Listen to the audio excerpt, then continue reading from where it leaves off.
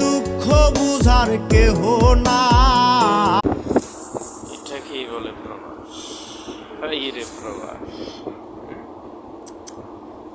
এত কষ্ট করে এরপরেও কোনো মূল্য নাই, প্রবাসীদের কোনো মূল্য নাই। এটা কি মানুষের চোখে পড়ে না?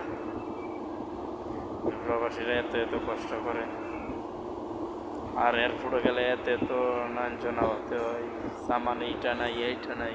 হ্যাঁ, এত রোদের মাঝে বইরে কাজ করে কাম করে এও করে ওই দেখে। হ্যাঁ, বইরা তাহে প্রবাসীরা পিছে নাকি কি ডান্ডা দিব মান্ডা দিব, খালি ওইটা খালি পিছে বইরা দেখে।